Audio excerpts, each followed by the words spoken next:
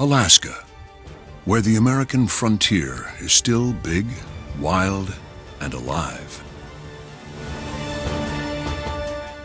A place where dreams can still be realized for those who dare to venture into its challenging landscape.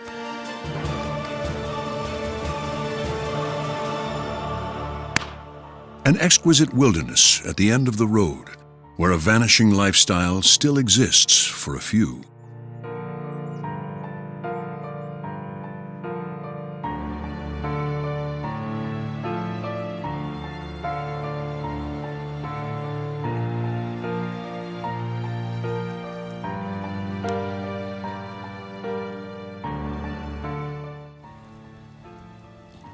Yeah, there's times you don't particularly want to be out at night, but push comes to shove, there's always rabbits and coffee, and the next day to look forward to.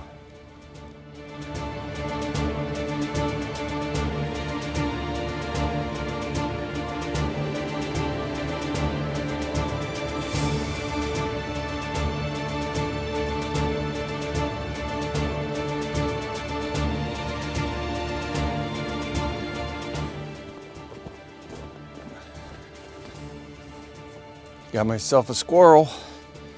Target shooting with the 22 works most of the time, unless the sights are off. Kind of took the head off of this rough grouse. It's an awesome piece of meat though, because of the fact it's white meat, and it's some of the best meat you can get on a bird up here. And there's not very many of them as opposed to the spruce hens. And of course, got the snowshoe hare, which is a delicacy.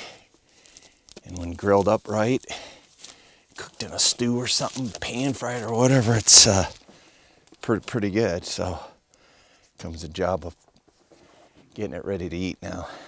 Regular base.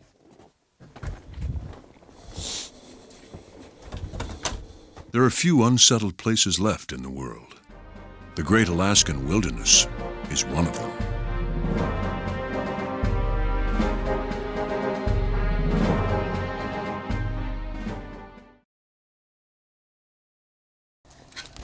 It ain't one thing, it's another.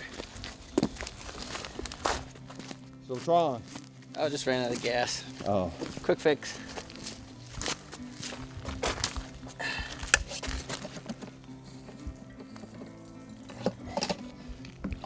That's a little water separator and debris separator. This filter here is pretty nice.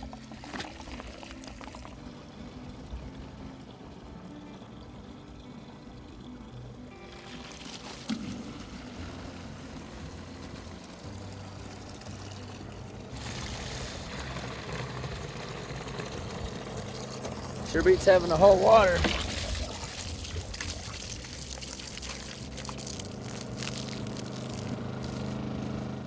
This is my first attempt at getting gravel out of the hole. I tried tying rope to the handles and pulling out with my truck. It didn't work. Especially when you got Dakota watching. Okay, Dakota watching, tell me anything's gonna happen. Oh, it's all good, all good. So I go and I get out there and I'm like, Dakota, the whole thing's like folded in half, about ready to rip. Oh. So I'm like, get the buckets, let's go. Okay. Four more. Yeah. Because look, we got 1, 2, 3. Those three Yeah, holes those are all ready to go, that one. We're just getting it roughly in the center. Okay. 99. Okay, let's find our 11 again.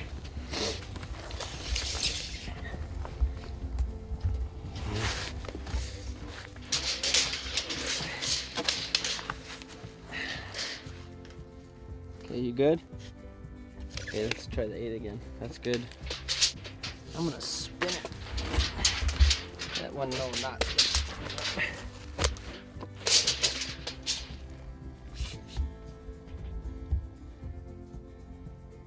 Okay, that's good there. We're 11 one more time. Okay. Come on now, you're a human. 8.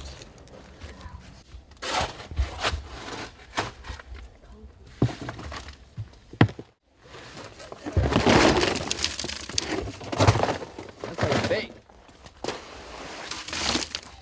Concrete, look at that. Looks just like concrete.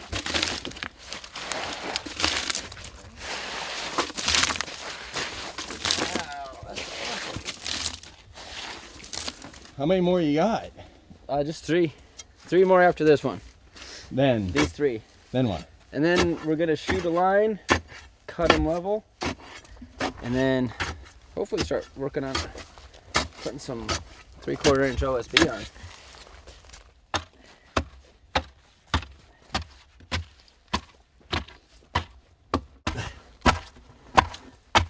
That'll be all right. That water will help.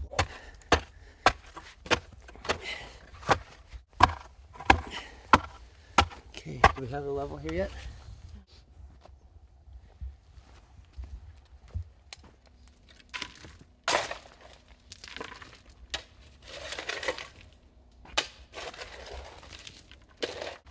A lot of work. Yeah. Is it ever going to end? Hopefully not. Hopefully we don't get too bored around here.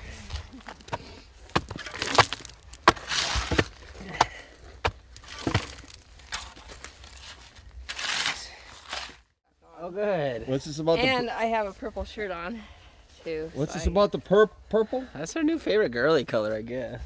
Yeah. She's so girly. What? You just see her do her makeup like 4 hours in the morning, every day. What the hell are you talking about? Middle of the night I'll see her putting on makeup like 4 in the morning, like trying to look all pretty in the mirror. It's kind of weird. You're kind of weird. All right. Come on, H, quit messing around. Get that purple on. Let's go. Purple people eater. Look at that, furrowing up already.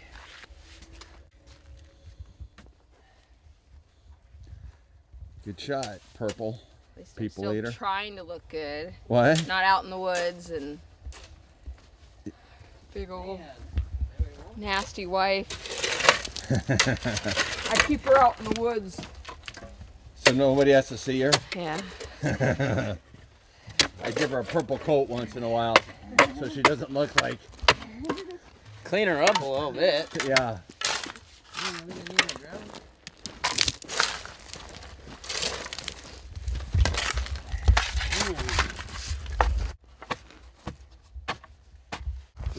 Is the gravel froze yet? It was the other day. What? It was froze the other day. Yeah, we had to use the But spud bar to get yeah, we had to break it up. And that dirt, she's been hauling that dirt out of here that we've excavated from the holes here and Froze. froze. Yeah. Kind of. Well, usually we have about 2 feet of snow by now in here. Thank God we don't. Yeah. Okay.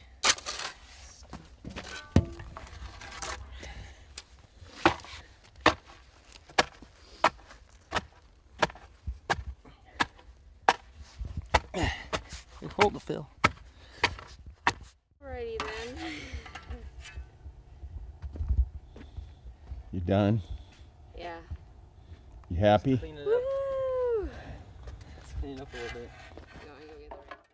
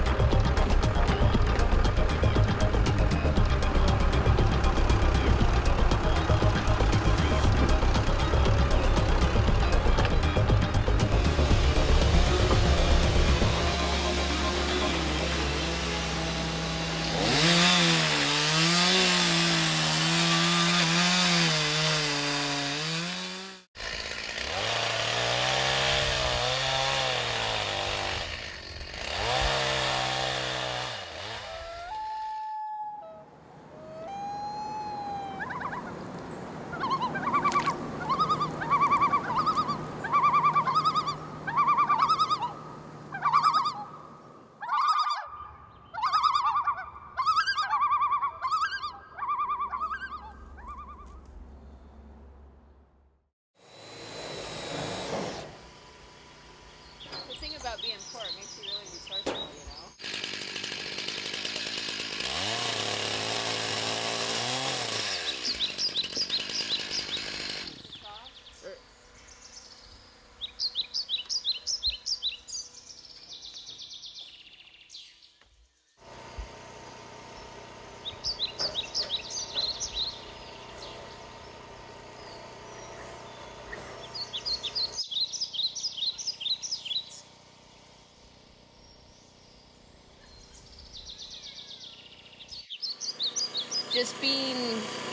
Just being poor makes you resourceful, and you get to use things that to be recycled, you know, which is a good thing, rather than just always using new stuff. When you have money, you just want everything new, and so it still looks great and works the way it should, so that's all that you need. Can you grab another one?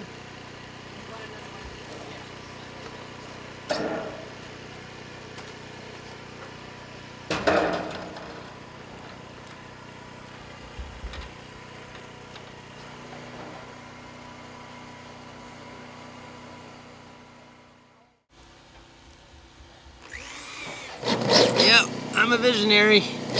Can't see it right now, but out there in the dog lot, I'm up on the roof and I'm looking at the dog trail that's not even in yet, but I see it right there going down to the Big Sioux. Yep, that's what it takes. Have a vision and then follow through. Easy to have a vision, it's hard to follow through. Yep, we've had a lot of roadblocks, but you know what? This roadblock's about to be taken down permanently.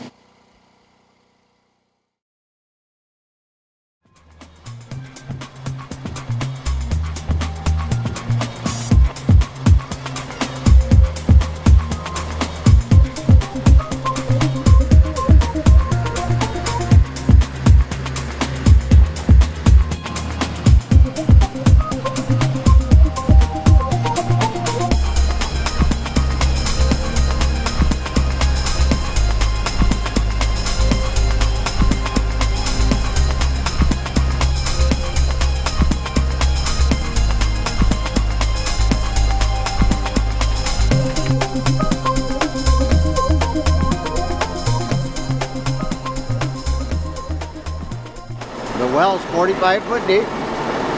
Give you 5 foot of well bottom, case the 40 feet. Make 20 gallons a minute. You can run half the subdivision. That is so awesome. So you just fill up. How do you know how it is the 20 gallons per minute? Just time it in a bucket at so many seconds. Okay. And it takes 15 seconds to make 5 gallons. 15 seconds to make 5 gallons. So we've got ourselves a well. Good well, yeah. A good well. So you think we could use the hand pump? I'll know in about 20 minutes. Okay. I'll get old Bill over here and we'll pull it out of the hole and then we'll run a tape measure down there and we'll measure and see how high the static level is. Okay. Yes, it was very nice to be able to get in here like this with a 48,000 pound rig coming in through here, and especially done with just a piece of farm equipment over there. I mean, this is real fortunate to get it on this one. 30, 29, 28, 27 foot static. How much? 27 foot. I broke 3 feet off my measuring tape, so I had to calculate for that too. So 27 foot to static level, that's good. That's 1 gallon and 1/2 per foot. See, a 27 foot, 40, that's what, 23 foot of water in the hole? That's a lot. That's a lot of water. That's real good. After you get the pump in the hole, what you're gonna do is after you're done pumping all your water and you fill up your 5 gallon bucket full of water, and then the pump's gonna be sitting right there. You grab a hold of that handle and pick up a little extra onto it, and that'll kind of pick the leathers up out of the top of the pump, and it'll drain it back down to the bottom of the hole. But that extra 5 gallon bucket, you want to save that, keep it in your house, so you could prime that well again. So when you got to prime it to work it again, you pick that handle up and that pump, the little leathers are down in the bottom of that pump. And then you fill the water up into that right there, and then you can the hot water, and that takes the ice that's left off your leathers and everything else, gets it going, and then you can start priming that water back up at the top. It's just a repetitive process. That keeps everything from freezing, and when you drain it, you're gonna have to prime your pump. That's how you deprime it, by picking the handle all the way up. And in the summertime, you won't have to drain it. You just leave it primed. To get us through till next summer, and then I mean the house is gonna be out in here. Huh? You have a generator? We have a generator, yeah. $1,800.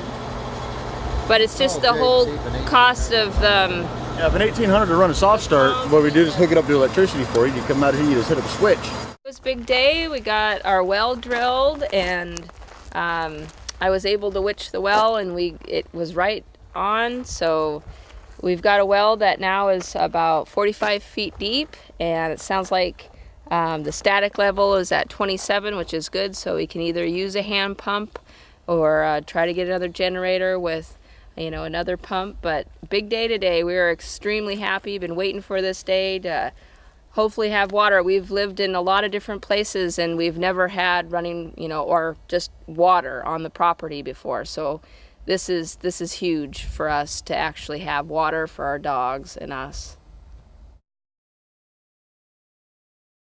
This is our center post here. This is the center of our Octagon foundation, Octagon building. So this is kind of the most important part of the building. So everything's going to be kind of 8 foot, 8 foot, 8 foot, 8 foot. It's 8 foot this way, and then 8 foot between these posts. Everything's nice and even. So this is a diagram of the foundation for the sauna that we're working on right now. What we've done is dug the holes and put in all the posts in these points here. And once we get everything, and a center post, once we get everything level by cutting the logs, then we'll come back and put these beams in and build this little center square to support everything, and come back and put our supports also through here.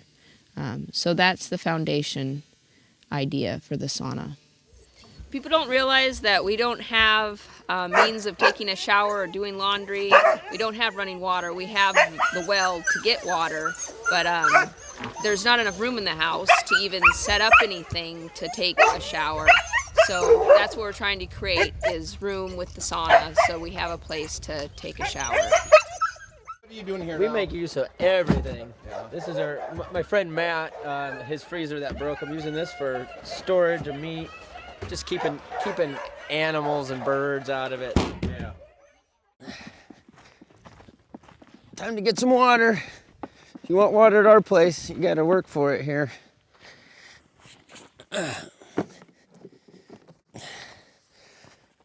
So this is our water system here, pretty easy. We're running off of a lone generator from my father, and he's been gracious enough to lend it to us to pump the well. It's a new pump for the well. It pumps off of a smaller style generator like this. So when it's time to get water here, we basically just turn on the generator. This nice machine. Turn it up on high here. We're gonna start pumping some water right out here. Pretty good flow of water that we have out of here, actually. About 7 gallons a minute. And we have water in the middle of nowhere. It's a miracle. I love it.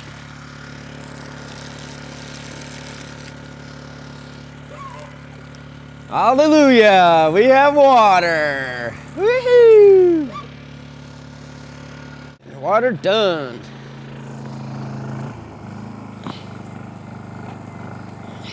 We usually keep the generator inside with this colder weather for the oil, obviously, that it doesn't thicken up too much and have a hard time running, and hard on the machine. But for temporary, I'm just going to cover it with the tarp while we get ready to go for a run. And that's how it's done.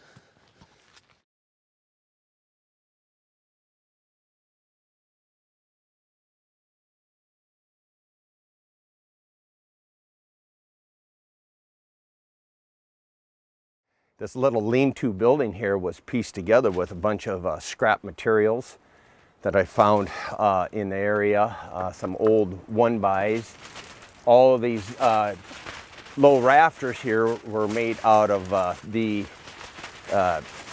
trees that we cut on the property itself as I was clearing all of this, and made a roof. This is where I store my water supply up and out and stays clean. The bears usually don't get into it. So I'm going to start getting some water ahead so that I can stay one step ahead of the game, which a lot of people don't think of until it's too late. And I always stay one step ahead of the game. What we have going on here today is a very windy day. Earlier today, this morning, it was about probably 5 below zero here. And suddenly overnight, some of these strong winds came in through the valley, rose the temperature to about 35 degrees right now at this point. So I'm taking advantage of all this and gonna get out and get some more weasel sets set because I can travel a little bit easier during these kind of conditions as opposed to when it's 20 to 25 below zero. So what I'm doing is I've got these box sets for weasels, and what I'm going to do is go set those in some strategic locations out here. What this simulates is a cubby set or an old log with a hole in it, looking for mice. So what we have here is we've got a 1.5 a long spring that we set inside here, and the trap won't fit back outside of this hole right here. So we don't really have to wire it to anything because they can't get out once they get caught. We stick some type of an attractor in here, such as these grouse feathers that I have. Stick a little lure on this cage here. They go in through this hole. They go in through this hole here and try to get at this, and they working at the bait and the feathers. They get caught in the trap. It hits them high up along the body, and thus dispatches them very quickly so as not to wreck the valuable pelt in these animals. This is an ermine. They've been prized up in the northern tier states, wherever they are, for the fact that they're pure white in the wintertime and provide a really cool trim on the different outer skirts of a person's fur hats and such, which we actually wear up here. This is a little female that I caught a couple of years ago and decided to hang on to it for prestigious reasons rather than trying to sell it, because a pelt of this size would only bring up probably about $2.50. So it seems a shame not just to keep it for myself.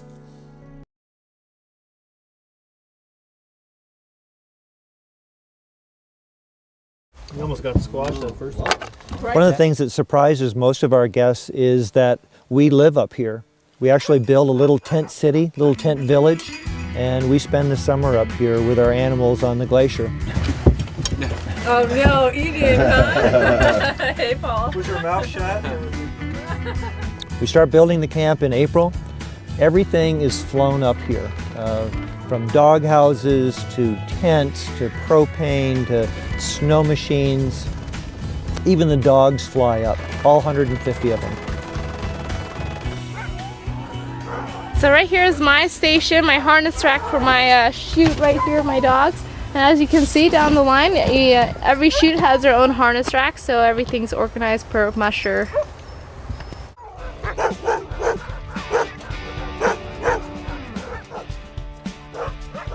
These dogs eat 30,000 pounds of dog food this summer, and you can imagine the exhaust they produce. What we do, however, to keep this glacier pristine is actually pick it all up and put it in these barrels, and it's actually flown off the glacier. So our motto is, if it's brown, it's flown down. The group of people have been with me, most of them for multiple years, some as many as 9 and 10. These are the highest caliber people I've been able to find. They are impassioned about sled dogs and also their lifestyle that they've chosen. Pretty neat, they're all about the same age. Asher's 9 and Kylie's 4. Oh, this is going to be perfect. Okay, great. Thanks for putting it together. We'll be expecting them. We're on a real fragile ecosystem up here on the glacier, and it's important to us that when we leave, we only leave footprints in the snow behind.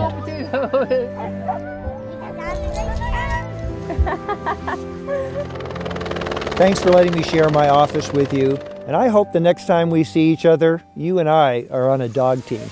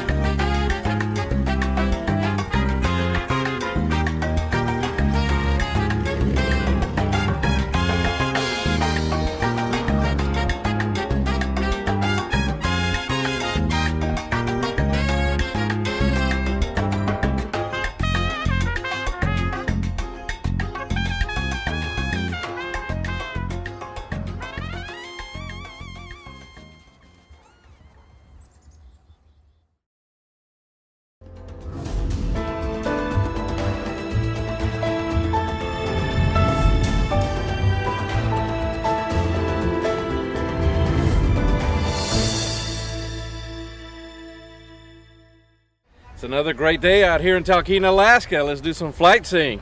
We're headed out to the mountains today. Going with Jason Sturgis from Alaska Bush Floatplane Service. Sweet. Yeah, man, it's gonna be awesome out there. Beautiful day. These guys out there fishing and having a great time. The allure and exhilaration of lifting off a glassy lake in a float plane from deep within the Alaskan wilderness is second to none. A flight scene tour is a great way to experience the vast Alaskan wilderness.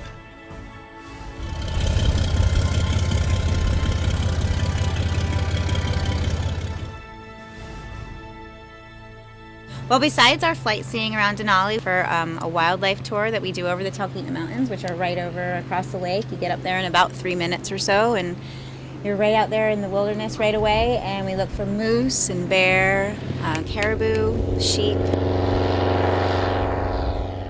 Last week there was a lot of bear cubs with their moms out there, which is really cool. People were really happy to see that. And we also do a lot of servicing to the remote families that live on remote lakes in the area in the Talkeetna Mountains and out in the Alaska Range. And we fly them in and out when they need to come back and forth, get their groceries and things like that. Today, the airplane still remains a vital link from the glory days, as they still do today.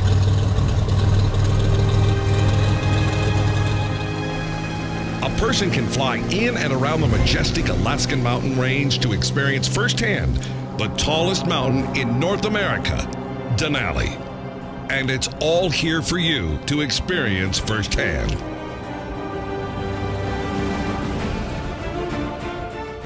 Seeing the infinite landscape from a bird's eye view offers the ultimate reward in adventure. Relive history from the glory days and rediscover that one of the greatest assets of Alaska is its size. It's all about adventure. Today, relive history from the past and rediscover one's pioneering spirit.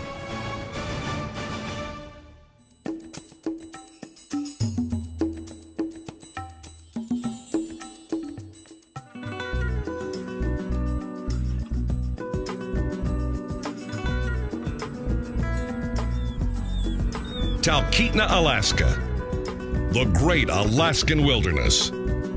It's all about people. It's all about adventure.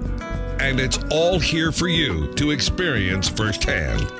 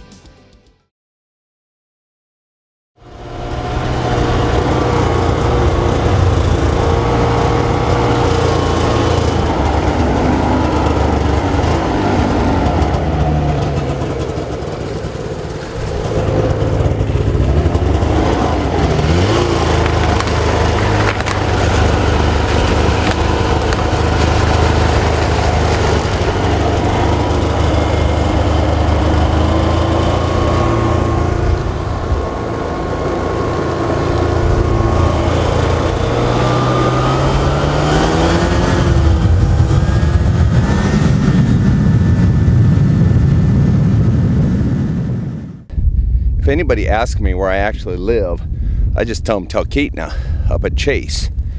Chase is a historical location on the tracks. It's where, through this area here, there was actually a station house at this siding here on the railroad back in the 1920s.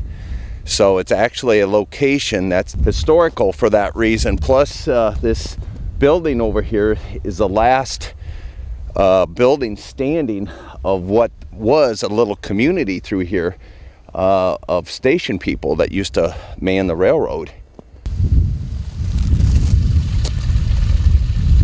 There's a giant spring where water just boils from the ground, and they have a pipe stuck in there.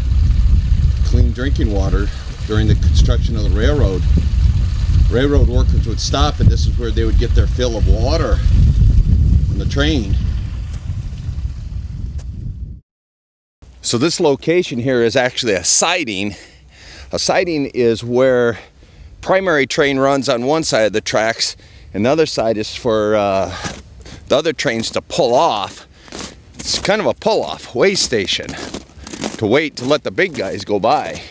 You know, down here you can see where the track splits, and that's why they call it a siding. It's where you get off the side of the road and let the big boys with the authority move on through. Hey, Spiker.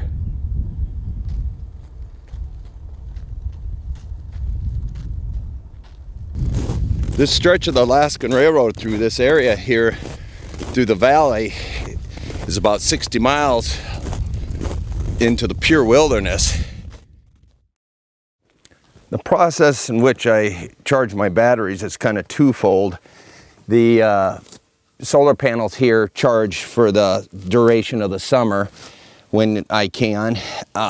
This car charger charges the rest. So during the winter months, I use a generator hooked up through here and run it into the cabin and thus charge my batteries.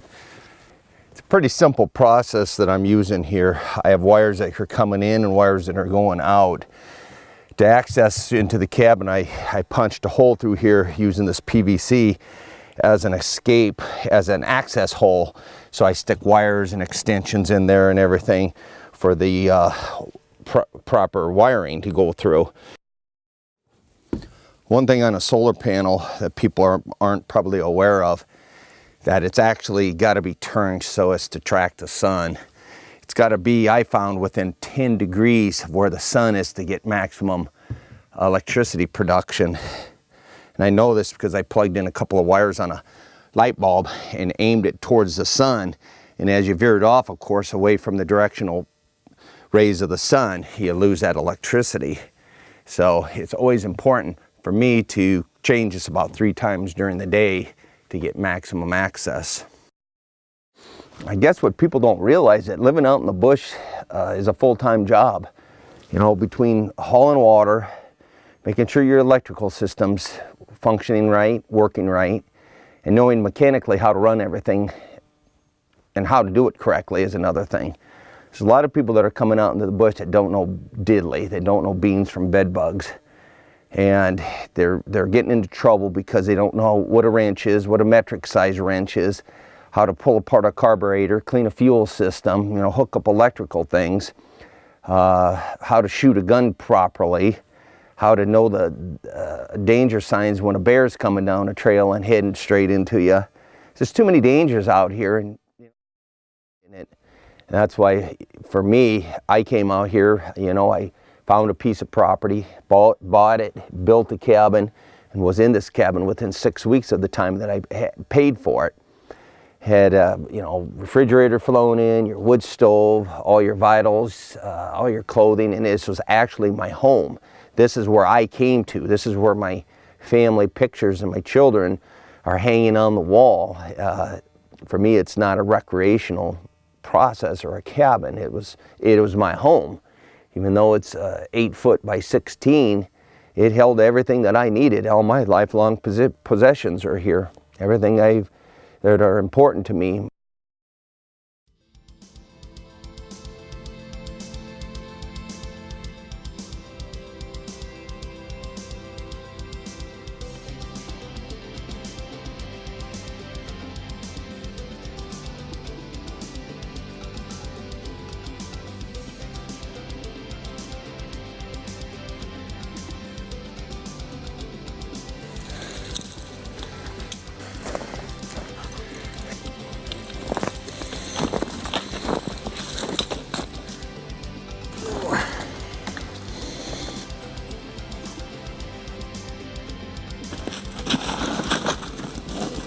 Ready to go.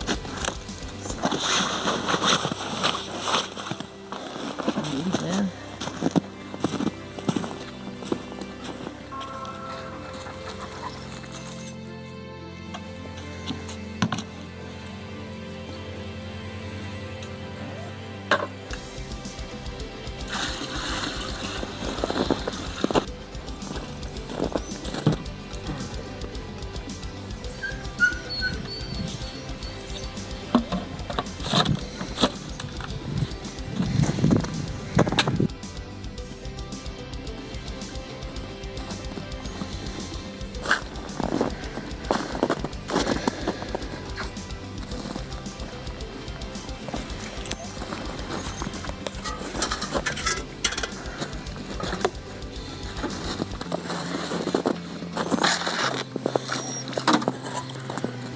So what are you doing now?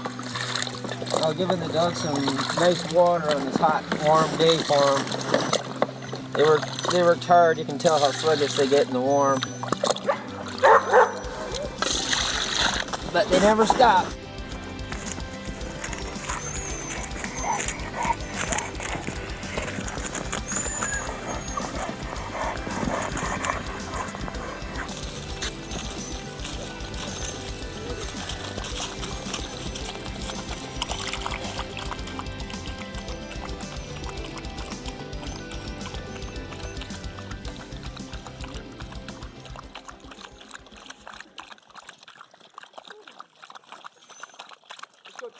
The rope swing.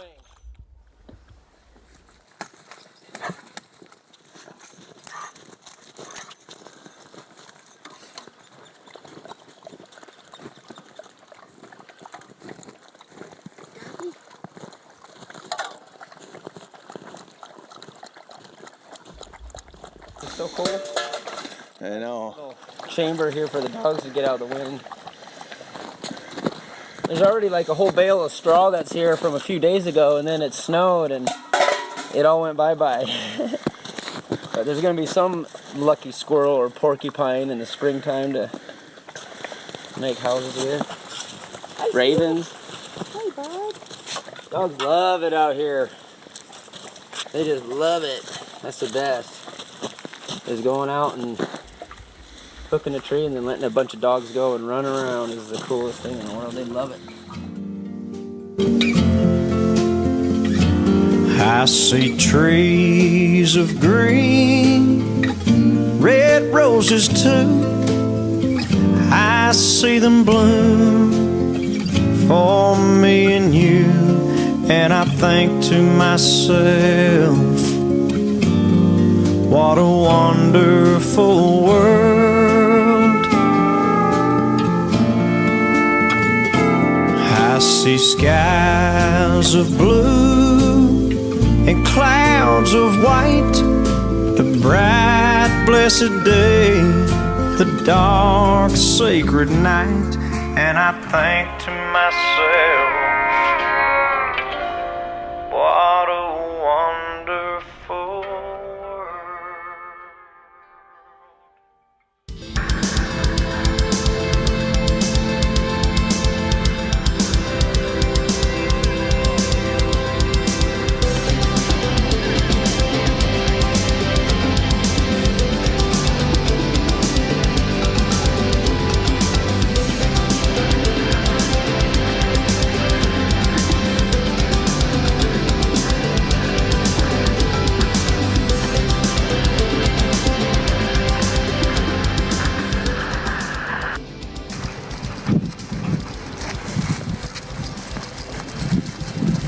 I think these are from Jeff. I know. Perfect spot, though, isn't it? Yeah. That's what I thought. I mean, they could laying down this whole place on Swan Lake. Yeah. Now you can see his eyes. He just connects with you, you know. And these are your best almost. Right. Yeah, he's got some good Why strong you so genetics behind him. Yeah, these are a good pair to have. Yeah.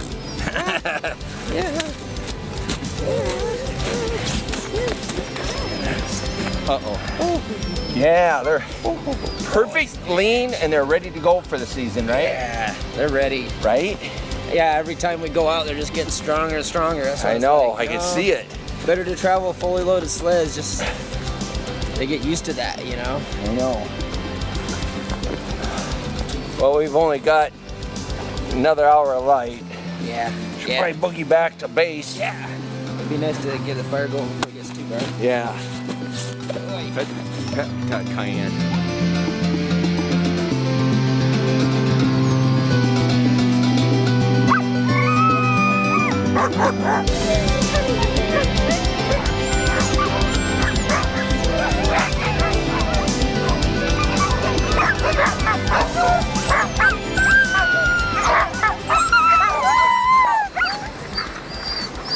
Man, they could make a neat little kids cartoon or a Disney movie out of the mirrors getting blown away and rescuing them. And I know. Have a mirror story. The journey. Because they got blown off course? Yeah, like the family of the Muirs rejoining. Like that guy that picked one up. Like, why only pick up one? Why not pick up three? Now, what's that there? Just a little cook stove for, just don't say it's a pipe bomb, okay? Pipe bomb. Terrorist. Middle of nowhere. There we go. Excellent. Got the fire cracking. That's a good sign. It's amazing how you can tell how big the fire is by the sound of the crack. Slow cracks equals slow fire. Yeah. Fast cracks equals fast crack fire. Okay, we're at my property. This is my neighbors right next to me here. We have the dog teams down over here, and here's the lake.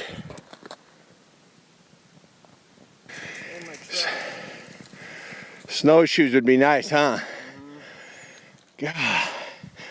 Just can't get up here, post holing. Nice. Almost there.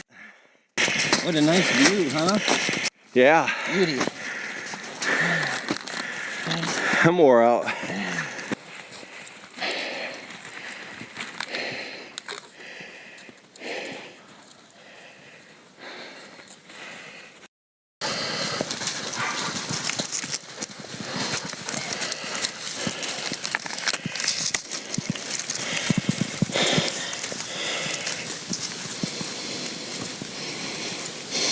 Yeah, if a person could hit that lake, hit this low spot to come on up to his land up here, you know.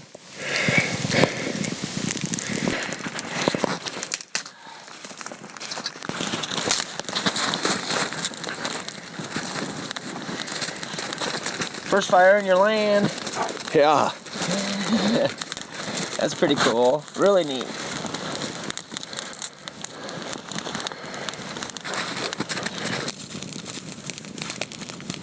Yeah, you get the captain seat. Yeah, I got the captain chair. You can feel the heat coming out right up here. It's nice. Yeah. They sat on it and it broke. Oh, shit. So I didn't want to tip your pop over, so I didn't.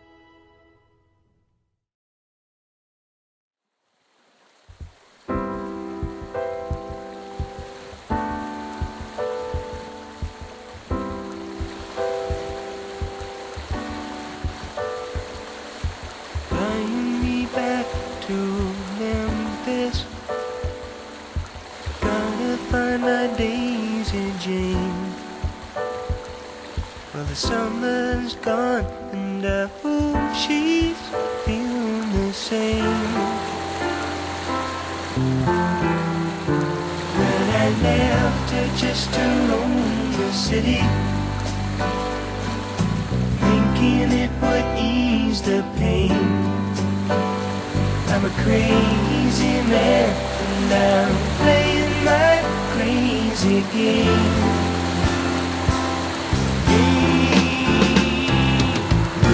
Does she really love me? I think she does. Like the stars above me, I know because when the sky is bright, everything's alright.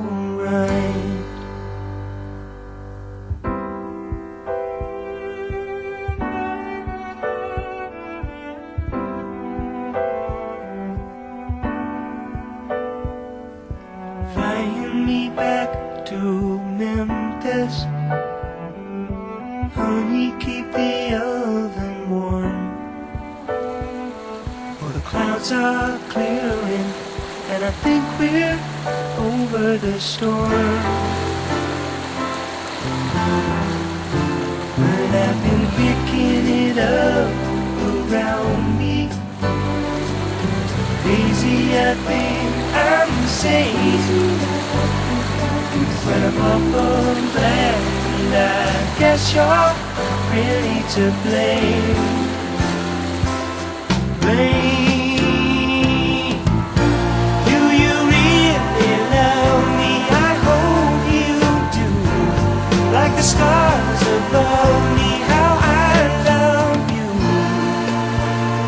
When it's cold at night, everything's alright. Does she really love me? I think she does.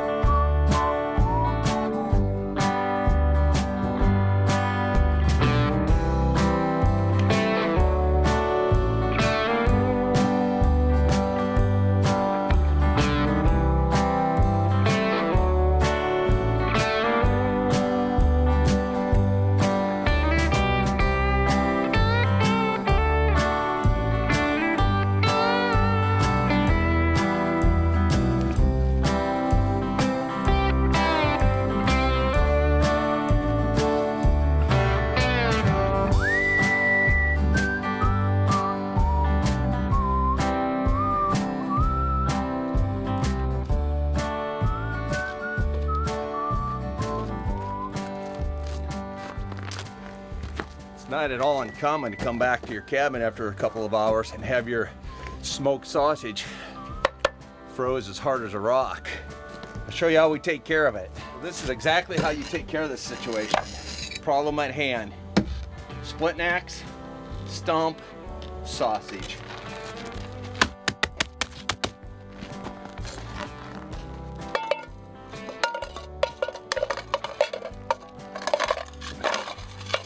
Now that's how you do it.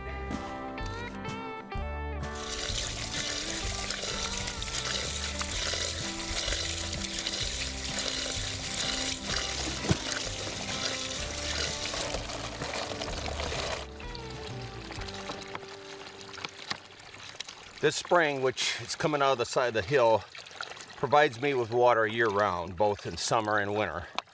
If it's 40 below, this spring is running. Regardless of how much snow there is, it's just, you gotta pile around here. Sometimes just getting over here and getting it's the problem.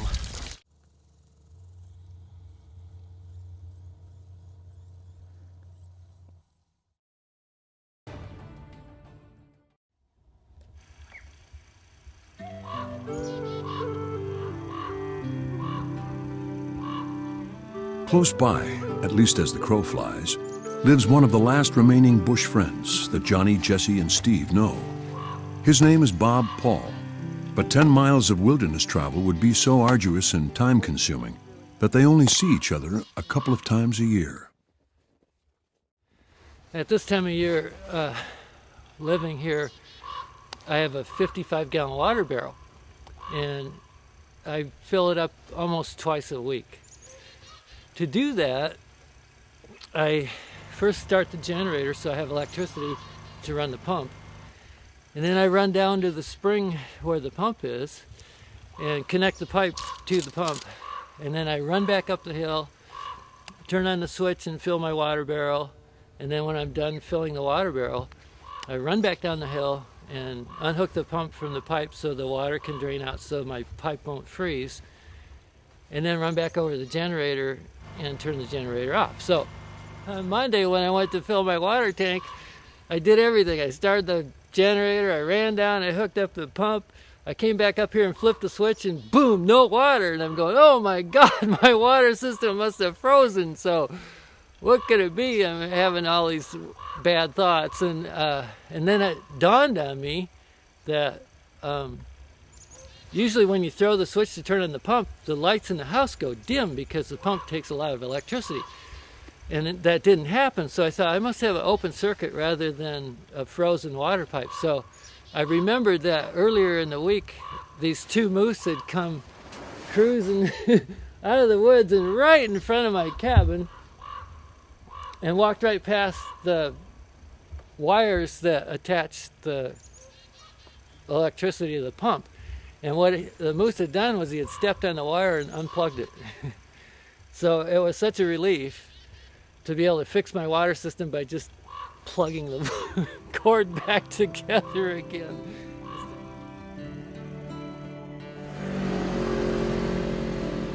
One of the reasons Bob lives the bush life is that not everything is owned by someone else. You have wide open places, you have the wood for your fires, you have the meat, and you don't have to go out and buy everything you need to survive. There is no surprise as to why Bob loves his life as a bushman.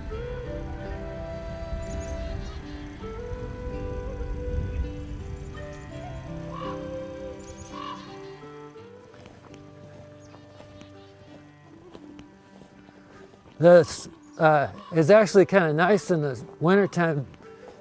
The terrain out here is a lot more irregular in the summer. There's dips and wows, and out here in the wintertime with a snowpack like this, it's more like a flat sidewalk to walk on.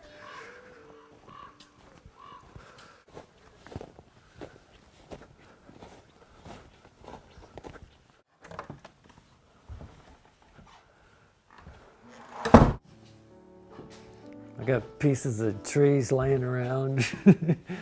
How come you got this piece of tree in your house, Bob? Well, it's going to become a piece of furniture. It has to dry. The lumber has to dry really well before you can make it into furniture. So all winter long I've been putting up with the bark falling off of it and sap running out. It's a good thing I'm letting them dry inside. They get good and dry because when trees grow, they twist, and when they dry, they shrink and they counter twist. So those boards started out good and flat earlier this fall, and now they're slightly twisted. It might be hard for you to see, but I can see they've twisted quite a bit over the winter. Like that used to set flat and now it rocks, you know, so. And the bark is starting to fall off. But they're getting good and dry. Like I wouldn't be afraid to start turning them into furniture right about now.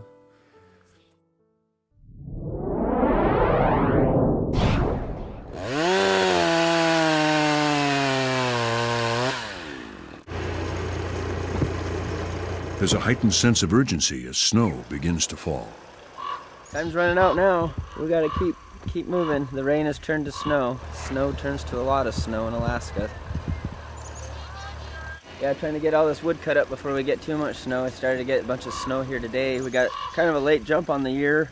We've had a lot of projects that have run kind of overlapped this fall with helping Ramey out, building his cabin, and dog training, trying to keep those guys moving. And so luckily we got good neighbors with the Nagus family. They've been helping out, you know, with the tractor, and the kids and everybody jumping in there, not afraid.